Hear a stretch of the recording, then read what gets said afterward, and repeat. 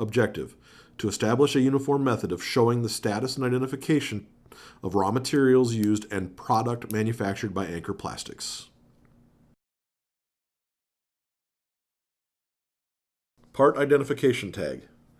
The Part Identification Tag identifies the parts in a container and shows the date and time which the parts were manufactured, as well as the operator who packaged the products.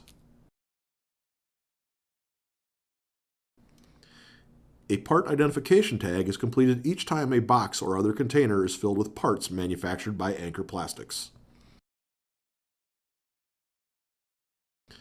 A part identification tag is also used when containers are left unattended to identify the status of the product within the container. The mold technician is responsible for ensuring the part identification tag is completed for each container at his or her assigned press. When filling out the tag, the person filling out the tag is responsible for filling out the following sections: date, time, part number, part name, packed parts, or second ops. The operator section is initialed by the person either packaging the parts or performing the secondary operation. Accepted Material Tag. The accepted material tag is printed on green paper and is used to identify material which has been inspected and accepted. Responsibility. An accepted material tag is completed and placed in or attached to the container whenever product is inspected and accepted by Anchor quality personnel.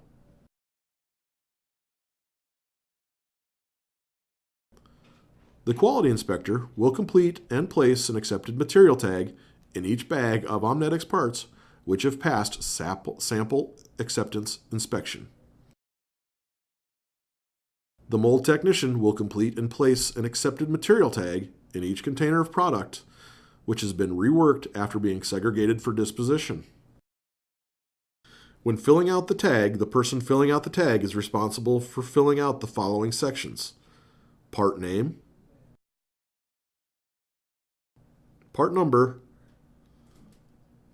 comments. What has been done to make this part acceptable? Inspected. Who inspected the item? And the date. Rejected Material Tag. The rejected material tag is printed on red paper and is used to identify material which has been inspected and rejected. The rejected material tag may be also used to identify product that has been rejected and is awaiting regrind.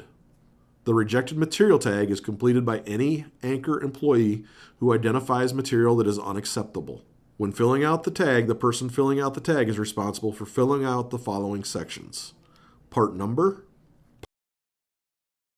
part name, quantity rejected, weigh count or hand count the parts that are being rejected. Reason: why are the parts being rejected? Inspected by: who inspected the item? Date. Inspection Required Tag. The Inspection Required Tag is printed on blue paper and is used to identify product that requires an inspection. The Inspection Required Tag may be filled out by any Anchor employee. Parts received from an outside service shall have an Inspection Required Tag filled out and attached to the box or other container. The mold tech assigned to the warehouse will then deliver the parts to the QC room for inspection. When filling out the tag, the person filling out the tag is responsible for filling out the following sections: why? Why is the inspection required? Part number, part name, name, who is filling out the tag, date. Hold for Disposition Tag.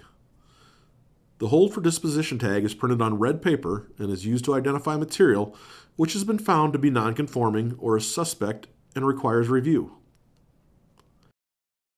The hold for disposition tag is completed by any Anchor employee who discovers non-conforming material or product or suspects that the material or product is non-conforming.